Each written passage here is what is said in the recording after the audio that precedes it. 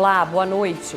Neste último dia de 2024, nós vamos rever no Jornal da Justiça 2 séries de reportagens sobre deepfake e primeira infância. O que é deepfake? Como identificar fotos e vídeos manipulados? O que fazer para evitar fraudes e prejuízos com a aplicação da inteligência artificial? As consequências jurídicas para quem usa a inteligência artificial para prejudicar pessoas. Pacto Nacional pela Primeira Infância, os avanços conquistados nos primeiros 5 anos. E as boas práticas implementadas pelos tribunais de justiça dos estados para promover e garantir os direitos das crianças. O Jornal da Justiça desta terça-feira, 31 de dezembro de 2024, começa agora.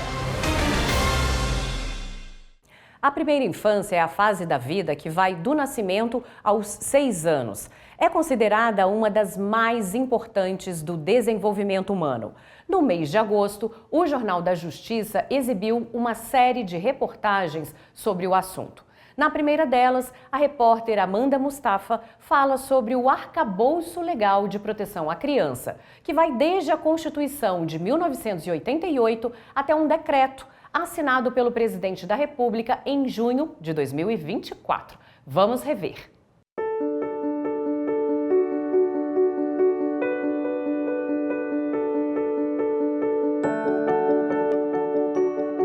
O momento em que experiências descobertas e afetos são levados para o resto da vida. É a janela da primeira infância. Até os 6 anos de idade, a gente precisa ter um olhar particular, uma proteção especial, justamente porque é a fase na qual 1 milhão de conexões acontecem por segundo, na qual a gente forma 90% do nosso cérebro, na qual as bases do desenvolvimento vão ser mantidas por toda a vida. O artigo 227 da Constituição Federal é claro. Estabelece que é dever da família, da sociedade e do Estado assegurar à criança absoluta prioridade em todos os direitos: saúde, alimentação, educação, lazer, cultura, dignidade, respeito, liberdade, convivência familiar e comunitária, além de colocá-las a salvo de toda forma de negligência, discriminação, exploração, violência, crueldade e opressão. É o único lugar na nossa Constituição que aparecem essas duas palavras juntas, prioridade absoluta, como dever da família, do Estado e da sociedade. Então, este tripé é que deve cuidar das nossas crianças e adolescentes. O Estatuto da Criança e do Adolescente, criado em 1990, é famoso no mundo inteiro pela amplitude de normas e pela forma como trata a proteção à criança. Uma lei federal criou o Marco Legal da Primeira Infância em 2016. A lei traz importantes avanços na proteção aos direitos das crianças brasileiras de até 6 anos de idade, ao estabelecer princípios e diretrizes para a formulação e a implementação de políticas públicas voltadas a meninos e meninas nessa faixa etária. Entre temas importantes, o aumento da licença paternidade e o direito da criança ao brincar e à estimulação. O Marco Legal estabelece ainda um rol de direitos das gestantes, como proteção a mães que optam por entregar seus filhos à adoção e a mulheres grávidas em privação de liberdade. Além disso, define como prioridade a formação e qualificação de profissionais envolvidos com a primeira infância, e prevê a necessária destinação de recursos financeiros à efetivação do acesso das crianças a esses direitos. Para esse promotor de justiça, o Brasil tem leis suficientes para amparar a primeira infância. Esse marco legal da primeira infância, por exemplo, ele diz que as prioridades são a saúde da criança, em primeiro lugar, né? A nutrição e alimentação da criança e, em terceiro lugar, a educação da criança, né? Então, há uma série de dispositivos, quer dizer, o que falta, eu entendo que o que falta não são leis, o que falta realmente são políticas públicas, né? A proteção e a promoção dos direitos das crianças até os 6 anos e das famílias são objetivos da Política Nacional Integrada para a Primeira Infância, que será elaborada com apoio do Comitê Intersetorial instituído pelo governo federal por meio de um decreto assinado em junho. Iniciativas promovidas por instituições como a Fundação Maria Cecília Souto Vidigal e pela ANDI Comunicação e Direitos traçam diagnósticos e indicadores sobre a situação das crianças de 0 a 6 anos no país e a necessidade de que os direitos delas sejam efetivados. A gente traz dados dos 5.570 municípios brasileiros e esses dados o município pode extrair para ter os seus dados nessas 3 áreas de atuação. Dos 18 milhões de crianças na primeira infância no Brasil, cerca de 10 milhões, ou seja, 55% dessas crianças estão na situação de alguma vulnerabilidade, alguma pobreza, numa situação de estar entre as crianças de mais baixa renda do Brasil. E a pobreza ela é multifacetada, ela é multidimensional. E todas as suas dimensões, de alguma maneira, são detratoras desse desenvolvimento. Então, se a gente quer acabar com a pobreza de uma forma eficiente por meio da sua causa raiz, a gente precisa começar pela primeira infância, a gente precisa priorizar que a criança pequena saia dessa situação de extrema pobreza.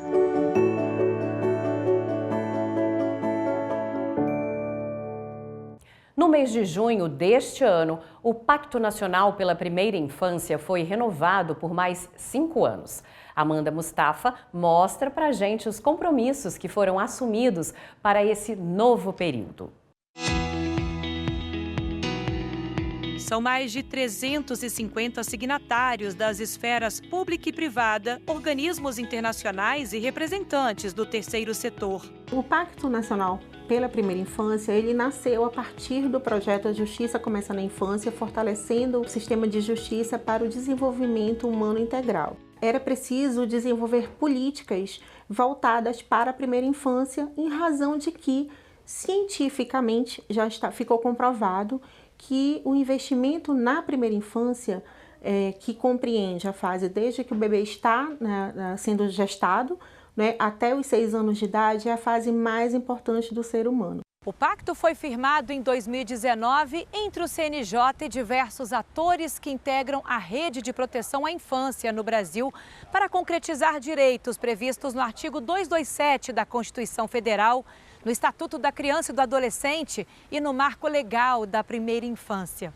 O Marco Legal indica a governança colaborativa como caminho para superar os problemas estruturais que surgem como consequência das injustiças sociais e fragilizam as condições de desenvolvimento de uma grande parcela de milhões de crianças na primeira infância.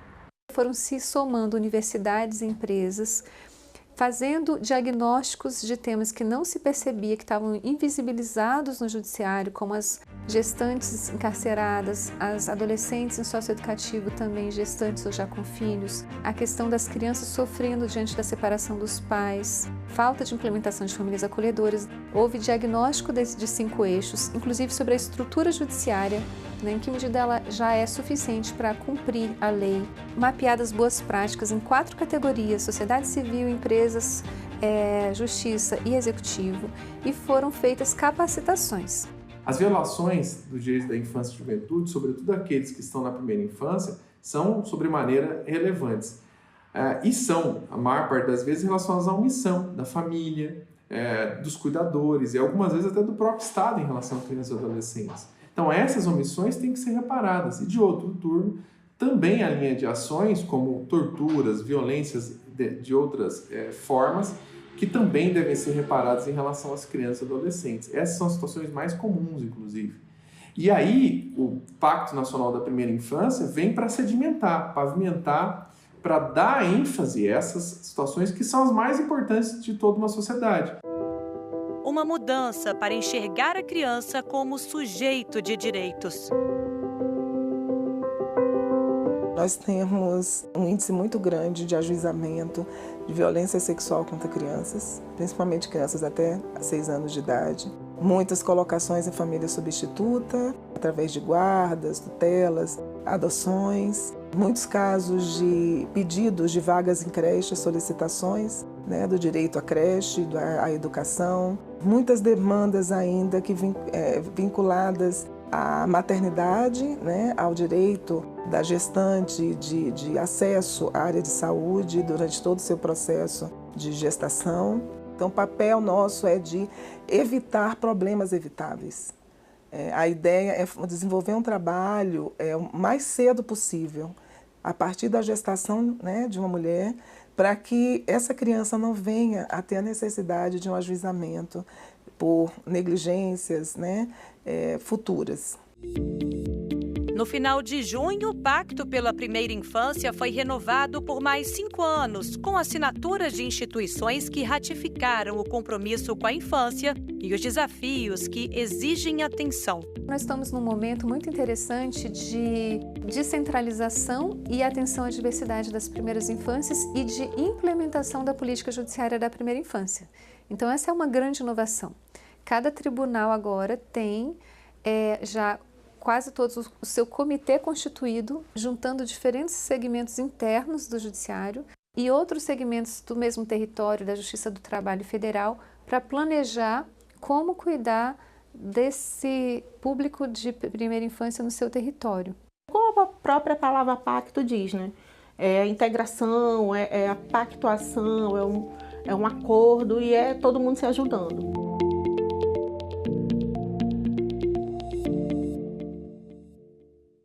E a seguir, os avanços conquistados nos primeiros 5 anos de vigência do Pacto Nacional pela Primeira Infância. E ainda, as boas práticas implementadas pelos tribunais de justiça estaduais para promover e garantir os direitos das crianças. A gente volta já já.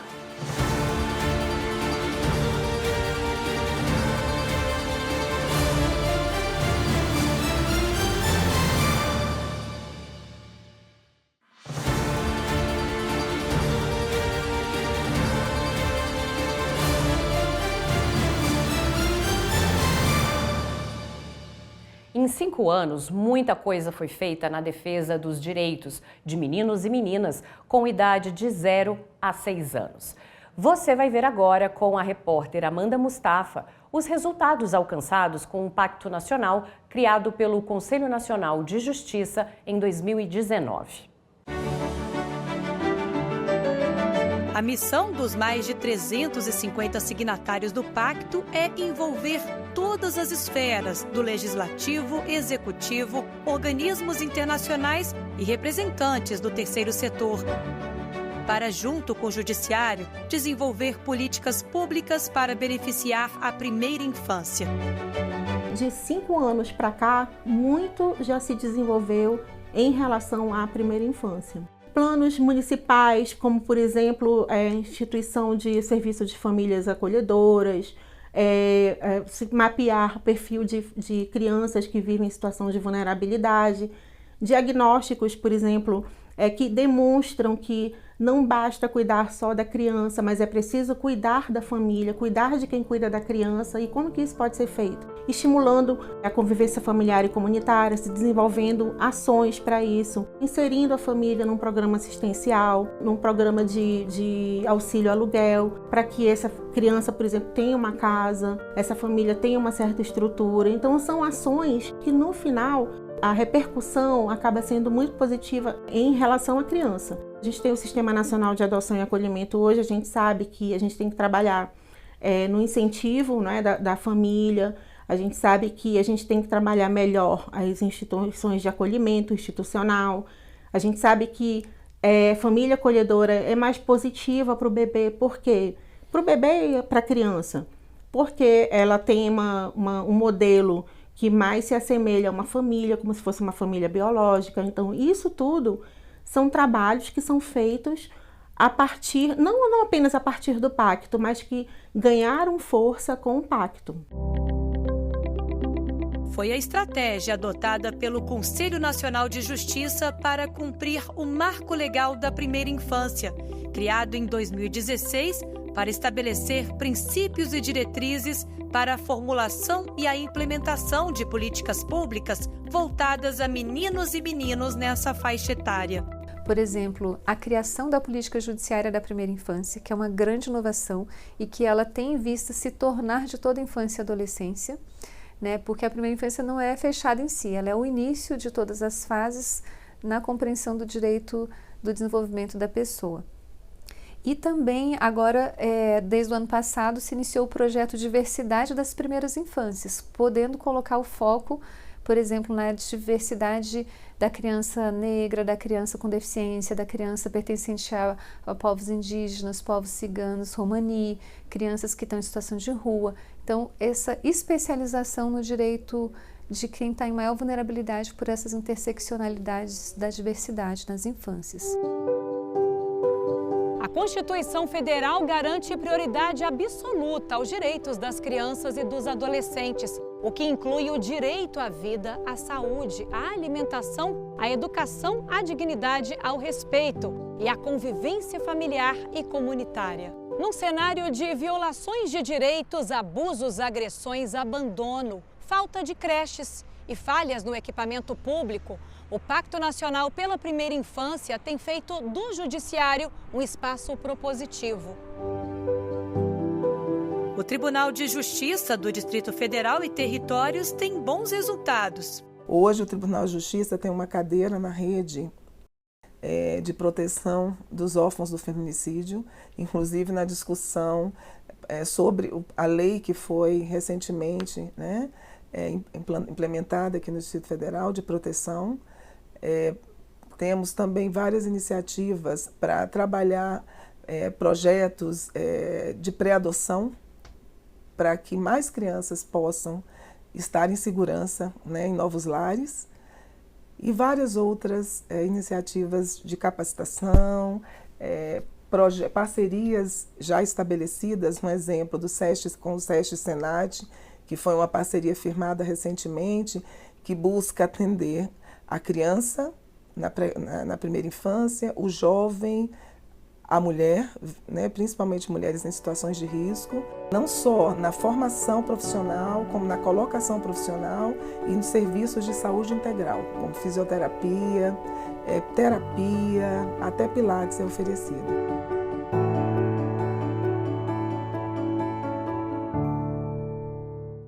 A última reportagem, exibida em agosto, apresentou as boas práticas implementadas pelos tribunais de justiça estaduais para promover e garantir direitos que beneficiaram milhares de famílias de brasileirinhos.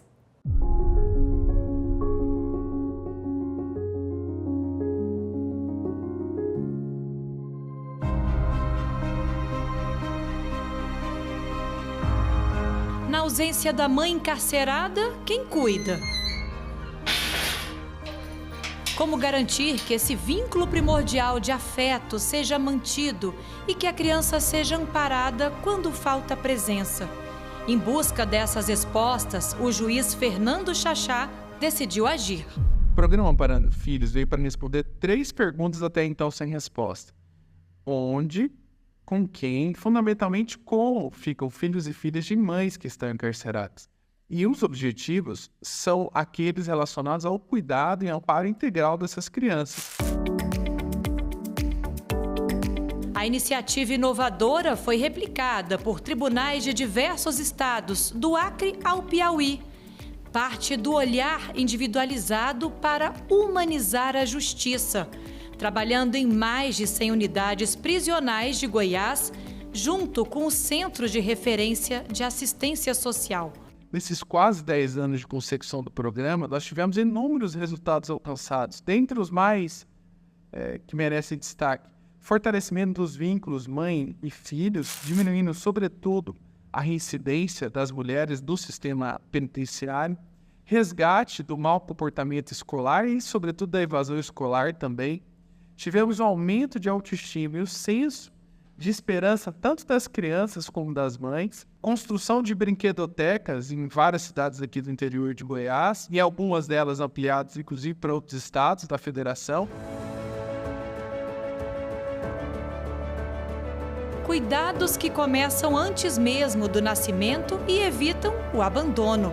No Rio de Janeiro, uma iniciativa garante a proteção de mães e bebês. A ideia é proteger essa mãe que, por algum motivo interno, não deseja maternar, né? Quer dizer, ela gestou, mas ela não quer ser mãe, né? Ter essa obrigação o resto da vida, e que proteger essa criança, para que essa criança chegue a uma família que realmente vá acolhê-la como uma família. Ela entendendo que o que ela está fazendo não é um crime, ela entendendo que ela tem um amparo legal para entregar a criança, ela vai acessar melhor os cuidados com essa criança.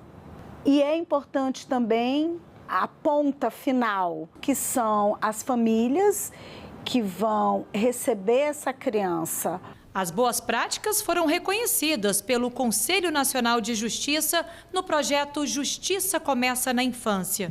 Esta é uma das ações do Pacto Nacional pela Primeira Infância para garantir a proteção e a promoção dos direitos de meninas e meninos do 0 a 6 anos de idade.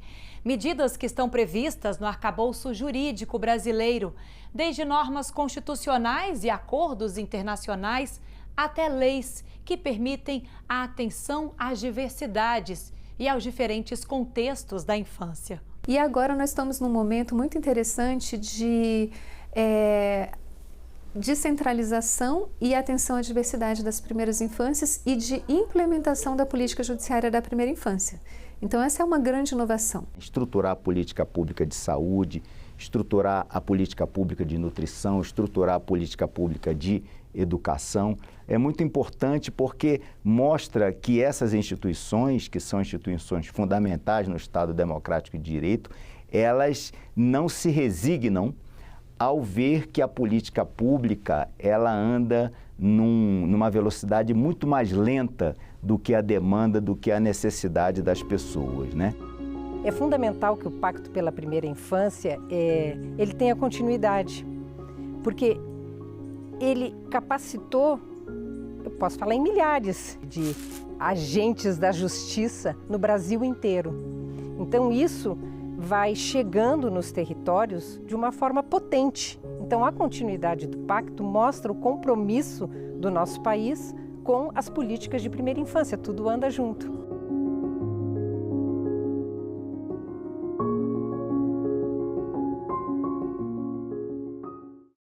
E a seguir, vamos falar sobre deepfake, técnica que permite alterar vídeos ou fotos com a ajuda da inteligência artificial. O especialista explica como identificar se o material foi manipulado. A gente volta já já.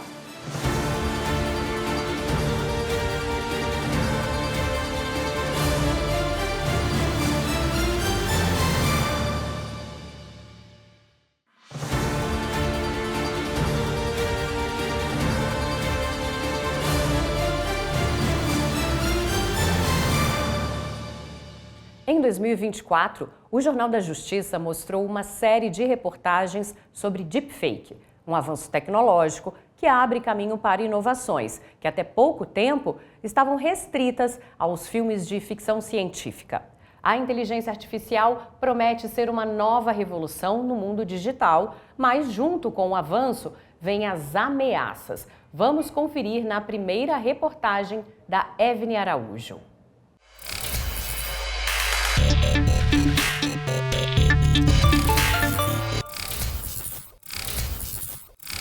Deepfake, uma palavra em inglês que tem dado o que falar no Brasil e no mundo. Ainda não conhece? Então eu vou te explicar. A deepfake é uma técnica que usa inteligência artificial para fazer edições em algum conteúdo. O mais comum é em vídeos e áudios. É possível, por exemplo, trocar digitalmente o rosto de uma pessoa ou simular a voz dela fazendo o que você quer que ela faça. Até faz sentido a tradução do termo para o português, uma falsificação profunda. Na produção de uma deepfake é preciso muito mais que conhecimento em edição de vídeo. A inteligência artificial, segundo os especialistas no assunto, é treinada diariamente para reconhecer rostos e manipulá-los da maneira mais realista que puder. Quanto mais material disponível, maior a chance de um bom resultado. São inúmeras as possibilidades. Troca de faces, clonagem de voz, sincronização labial. É como se você estivesse me filmando e a gente está conversando, você está gravando a minha expressão facial. Uma vez que essa gravação está pronta, você manipula essa gravação, extraindo o meu áudio, incluindo o áudio de uma outra pessoa. Por exemplo, a sua voz com a minha imagem, ou a voz de um desenho animado com a minha imagem. E para o telespectador, a pessoa que está assistindo aquele vídeo, ela às vezes fica difícil de saber se de fato aquilo é real ou não. Um exemplo recente do uso da deepfake é este vídeo.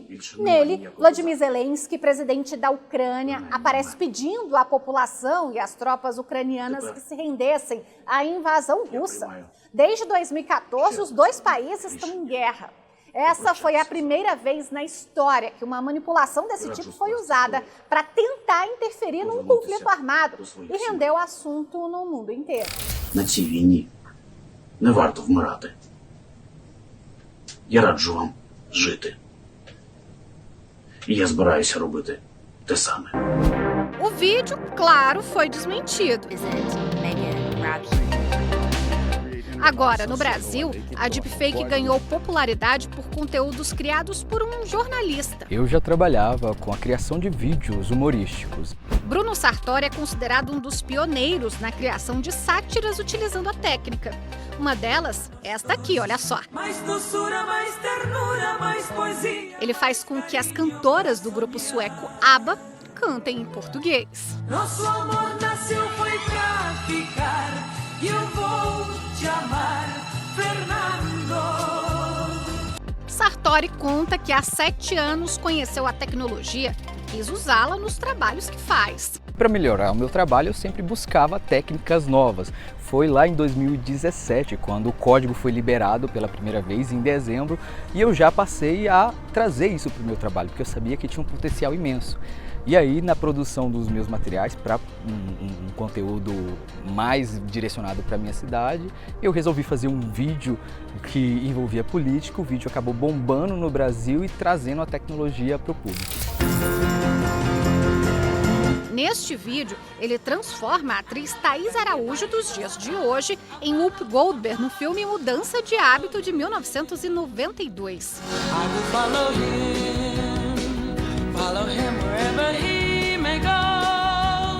A deepfake vem evoluindo rapidamente. A cada dia, novos sistemas de computação surgem, a capacidade de processamento das máquinas aumenta, os equipamentos estão sendo montados já com foco em inteligência artificial.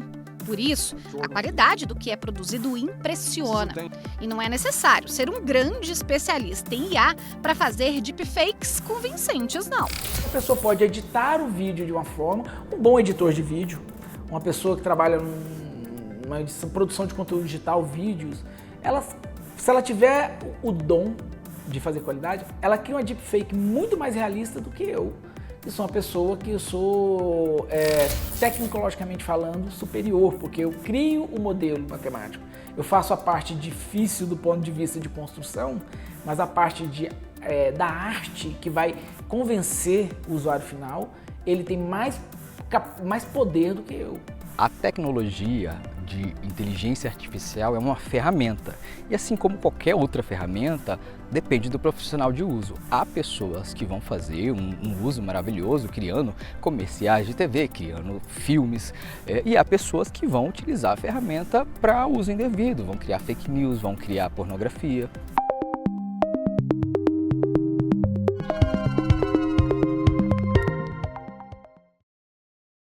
Agora que você já sabe o que é deepfake, nós vamos mostrar como identificar uma imagem que tenha sido manipulada por inteligência artificial.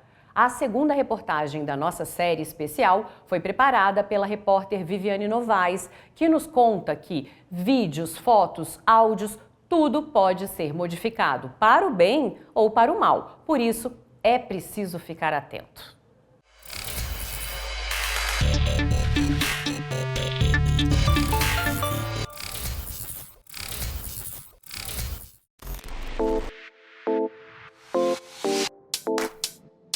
Um Papa moderno e estiloso, com um casaco esportivo de grife. Estas fotos circularam pelas redes sociais e causaram o maior estardalhaço. Tinha até a imagem do Papa cantando como um astro pop. Com a foto no celular, a gente veio até as ruas para saber o que as pessoas acham da imagem do Papa Francisco com o casaco da moda. As primeiras reações são de surpresa. Tá bem mais novo, né? Engraçado. Não gostei. Não gostou? Não. Tá estranho. Ele tava com frio. Depois vem a desconfiança. Bem, não é a vestimenta, eu diria, protocolar do Papa, né? Por mais que possa ser que ele esteja em um ambiente frio, eu acho que isso foge do padrão do que é a vestimenta do catolicismo, né? De um Papa. E seu Gilson mata a charada. Isso aí pra mim é fake news, senhora. Bem, a foto do Papa é mais do que uma fake news. É uma deepfake, um conteúdo criado com o uso da inteligência artificial. Que perfeição, não é mesmo? Mas agora tem aquele tipo de imagem que as edições são mais grosseiras. É a chamada shallow fake, que ao pé da letra quer dizer falso superficial. Este vídeo foi editado em câmera lenta para fingir que a política norte-americana Nancy Pelosi estava bêbada. And then he had a press conference in the Rose Garden with all this Bruno Sartori produz vídeos para empresas de entretenimento e ficou conhecido por identificar e divulgar deepfakes nas redes sociais. Ele explica a diferença entre a deep e a shallow fake. Um deepfake, ele tem que ter o uso da inteligência artificial para ser criado. Ele usa a inteligência artificial para ser alterado. A shallow fake, ela não precisa de que ocorra essa intervenção da inteligência artificial. Basta que ela tenha um corte normal em um vídeo e tire ele de contexto, ele já é considerado um shallow fake. Mas vamos falar do produto mais explorado pela deepfake, o vídeo. Neste, o ator Jim Carrey aparece falando em português. Todos são personagens. Jim Carrey era um personagem menos intencional. Mas a entrevista de verdade foi concedida por ele em inglês. Jim Carrey was a less intentional character. Na edição, com o uso da inteligência artificial, foi inserida a boca de uma outra pessoa falando em português. Cara livre de preocupações, para que as pessoas que me assistissem também ficassem livres de preocupações. Bruno Sartori conta que nas deepfakes mais toscas, o áudio parece de um robô, ou os lábios não casam com o que a pessoa está falando. Estou menos rigoroso.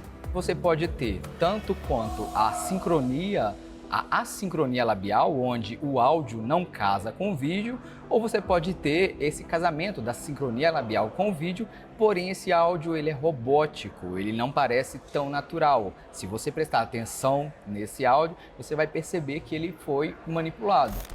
Esse rap foi feito para ser uma resposta. Veja deepfake com o apresentador Evaristo Costa. A voz dele parece de um robô. Além disso, a boca não parece a dele, não é mesmo? Você empenhou com força para me dar um recado. Além de vídeos e fotos, os áudios também podem ser manipulados com inteligência artificial. O prefeito de Manaus, Davi Almeida, foi vítima de uma deepfake. Grupos de WhatsApp divulgaram um áudio em que o prefeito supostamente ofenderia professores. O que mais tem é professor vagabundo, que quer o dinheirinho de mão beijada. Eu não paguei o que deve, mas o povo esquece, não vai ver.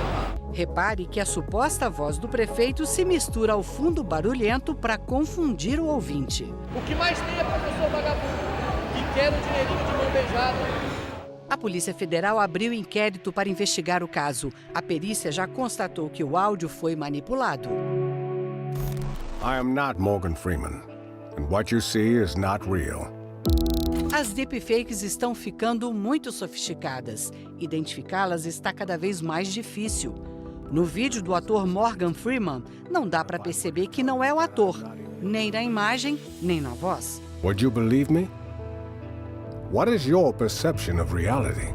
Os códigos que são feitos para construir essas mídias sintéticas, eles evoluem a toda semana. O salto tecnológico é muito grande. Segundo o Bruno, a deepfake ainda engana muita gente porque a maioria da população nem sabe que isso existe. Se as pessoas não sabem que é possível criar esse tipo de conteúdo, como é que elas vão desconfiar que esse conteúdo é falso quando chegar para elas?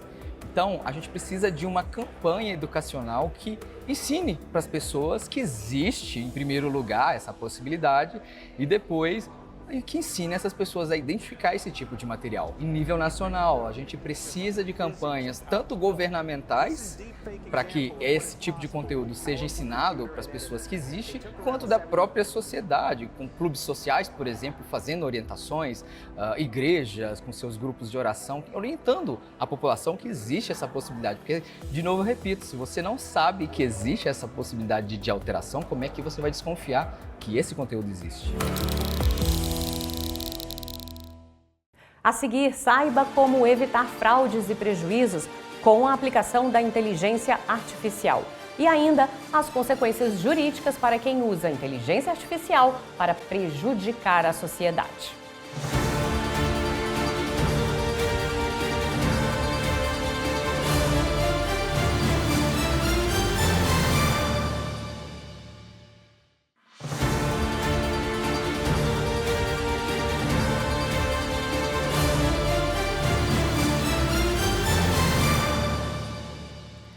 Conhece alguém que já tenha caído em algum tipo de golpe. E cada dia que passa, os golpes estão ficando mais sofisticados.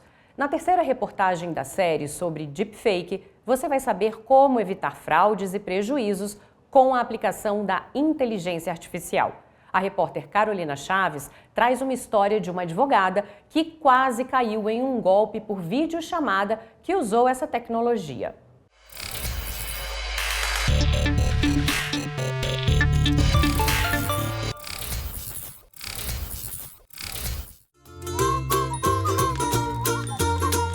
Era para ser divertido. Dividir com amigos e seguidores as lembranças daquela viagem dos sonhos ou do fim de semana com a família. Só que a felicidade exposta nas redes sociais também pode ser a fonte de um grande problema: as falsificações. Em outubro do ano passado, Isis Valverde foi vítima de uma deepfake.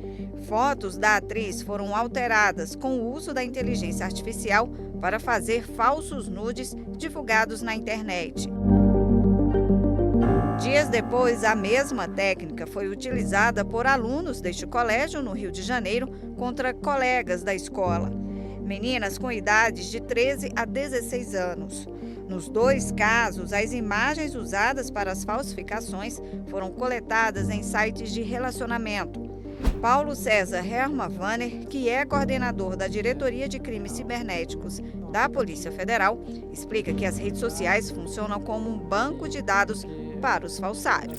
O uso das redes sociais pelos cidadãos e a exposição que isso gera, né, com divulgação de fotos, de atividades diárias, de vídeos, isso é um recurso para os criminosos poderem gerar, né, criar deepfakes a partir dessas informações disponíveis abertamente nas redes sociais e com isso ter acesso, né, a contas bancárias ou a serviços online.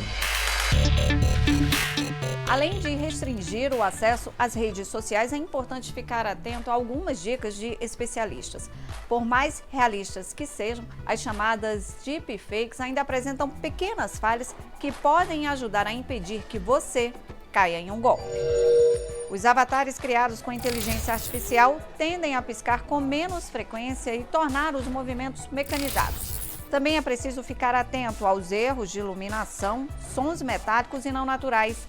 Uma recomendação é assistir aos vídeos várias vezes e em velocidades diferentes. E quando a falsificação é numa chamada em tempo real? Sim, a tecnologia já permite que criminosos utilizem a imagem e a voz de outra pessoa para fazer chamadas de vídeo e aplicar golpes.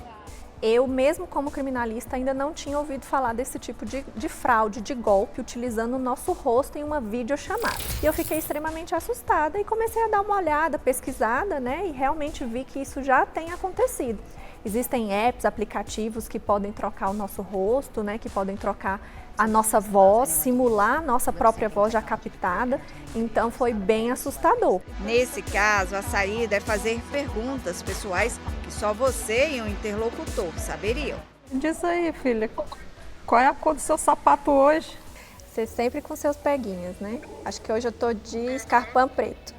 Foi com uma pergunta como essa que a advogada Carla Pinto, especialista em direito digital, evitou cair em um golpe. A experiência na área fez com que ela percebesse que havia algo errado na chamada de vídeo que recebeu da filha. Ela ligou para mim, pediu R$600 via Pix para pagar à noite, né, que ela levaria o dinheiro. Como ela não me pede dinheiro, porque ela é um profissional e não precisa disso, né, eu já senti que tinha alguma coisa errada. Só que a ligação estava muito ruim, né? A fala dela, o movimento da boca com o som não estava sincronizada. Tipo, havia um delay, né?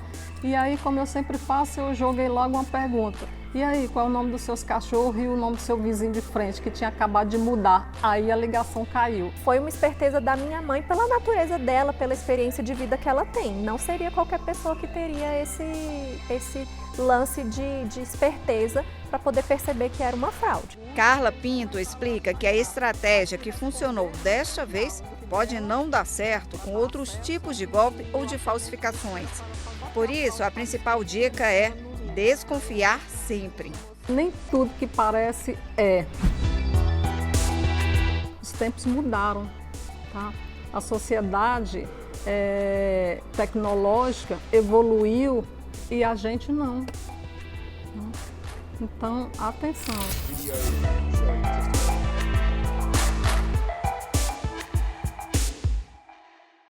Como a gente está vendo, a inteligência artificial é usada para diversos fins. A prática não é ilegal. O problema é quando ela é usada para desinformação.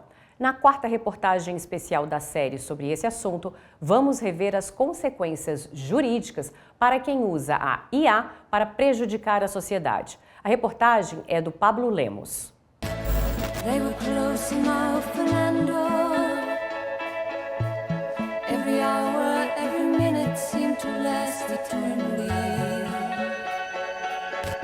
Sou amada, estou amando.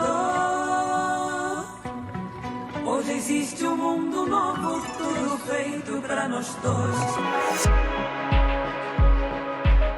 A tecnologia do momento permite criar vídeos divertidos como este. Essa loucura de dizer que não te quero, vou negando as aparências, disfarçando as evidências. Sátiras de figuras conhecidas circularam pela internet.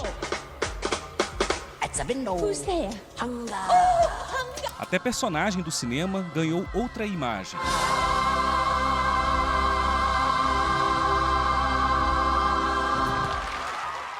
A criação de vídeos como esses não é crime. O problema é quando a deepfake é utilizada para disseminar mentiras e desinformação. Apesar de no Brasil ainda não haver uma legislação específica sobre inteligência artificial, isso não significa que não haja amparo legal vigente para tratar do assunto.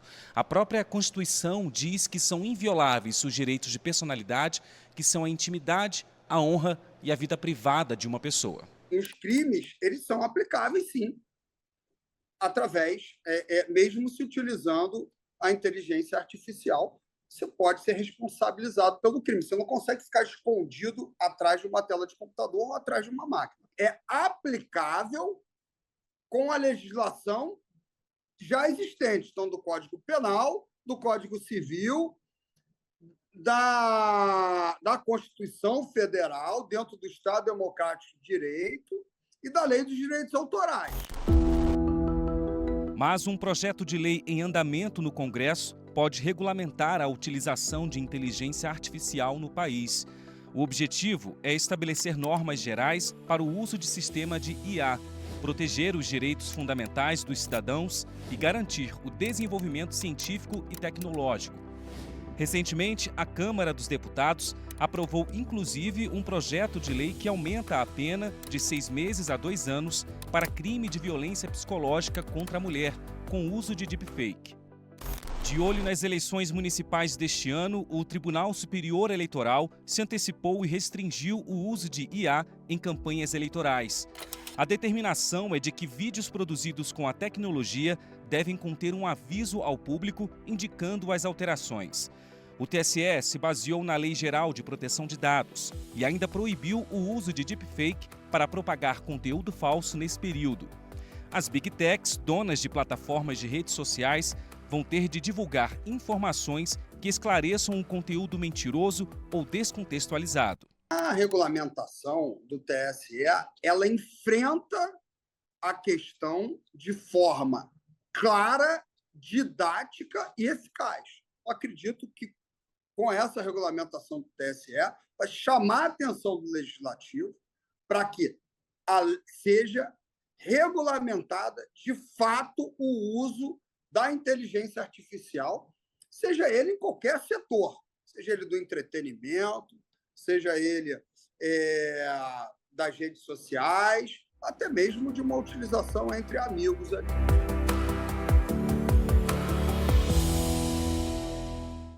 No próximo bloco, vamos rever a última reportagem da série sobre deepfake, veiculada em abril. E vamos conferir o trabalho das autoridades para estabelecer critérios de utilização e punições para quem pratica crimes.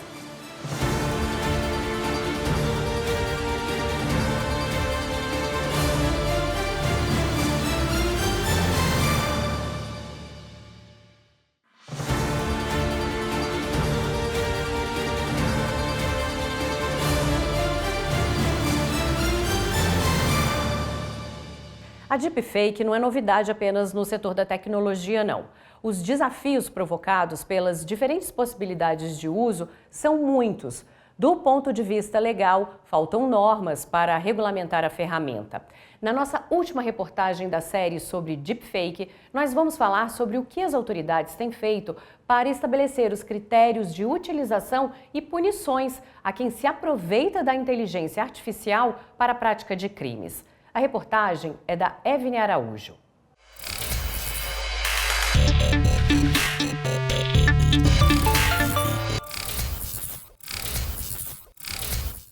Agora que você já sabe o que é deepfake, como identificá-la, o que fazer para evitar cair em golpes usando a ferramenta e em quais casos o uso dela é legal ou ilegal, a gente vai te explicar quais autoridades são responsáveis por investigar e punir quem usa a tecnologia para desrespeitar a lei. Já tem algum tempo que para fazer qualquer tipo de operação financeira não é mais preciso ir ao banco. Com a facilidade dos aplicativos de celular e a melhoria dos sistemas de segurança, basta uma impressão digital, uma foto ou as ondas sonoras da própria voz para liberar uma transação.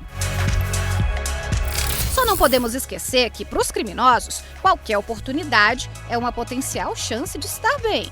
Com a criação da autenticação via facial ou por voz, dependendo da situação, os criminosos começaram a utilizar de deepfake ou de inteligência artificial para se passar pelos usuários, e assim conseguir acesso a contas e serviços. A SamSub, uma plataforma internacional de verificação de identidade, divulgou um relatório mundial sobre registros de fraudes usando ferramentas tecnológicas. O documento aponta que no ano passado, o uso da deepfake para aplicar golpes no Brasil aumentou 830%. A empresa analisou informações de 224 países. O que está sendo utilizado com a inteligência artificial é exatamente essa burla aos mecanismos de segurança, já que os serviços começaram a utilizar reconhecimento facial ou reconhecimento por voz dos usuários. Então, os criminosos tiveram que se adaptar e começar a recorrer a essas tecnologias de deepfake para conseguir acesso às contas bancárias ou acesso a contas de serviços. Além da das fraudes, outros crimes estão sendo cometidos com o uso da deepfake. Recentemente, a cantora Anitta teve o rosto inserido num vídeo com conteúdo sexual. E vítimas anônimas também estão sofrendo com a prática. No Recife, meninas entre 13 e 14 anos tiveram imagens falsas com nudez espalhadas em um aplicativo de troca de mensagens. Na falta de uma lei específica sobre as plataformas tecnológicas, as condenações acabam se baseando nos crimes que já estão tipificados no Código Penal. O Jornal da Justiça se conectou com o advogado José Estevam Macedo Lima, no Rio de Janeiro. Ele é defensor de artistas como a cantora Luísa Sonza, que já foi vítima de crimes praticados pela internet, e explica essa estratégia. Se ele ultrapassa os limites e ele atinge a honra, em tese, ele pode tipificar algum dos tipos penais dos crimes contra a honra, artigo 138, 139 e 140 do Código Penal.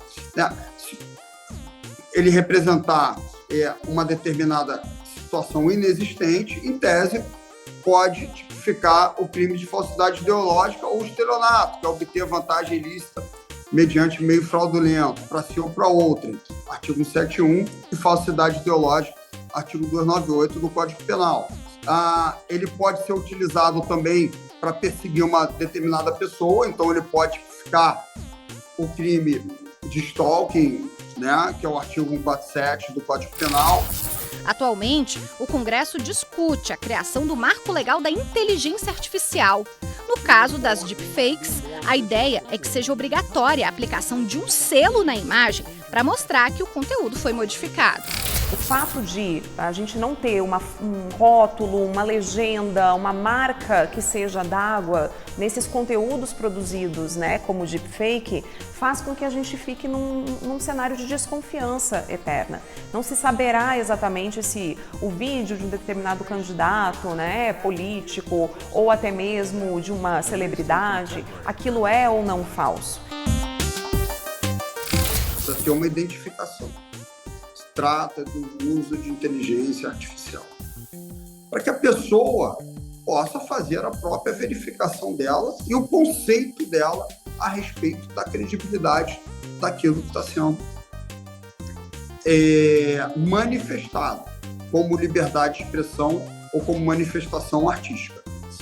Por quê? Porque a liberdade de expressão, apesar de ser um princípio constitucional, ele não é absoluto e ele tem limites. Se os nossos sentidos não forem capazes de identificar que um conteúdo é falso ou não, a gente pode caminhar para uma espécie de relativismo em que a gente não vai conseguir mais acreditar se aquela informação é ou não verdadeira e aí a começar justamente a relativizar fatos que são importantes, que mereceriam a nossa atenção. As aparências nem sempre refletem a realidade. À medida que os tempos mudam e a tecnologia evolui, é crucial que estejamos atentos. Informação é tudo.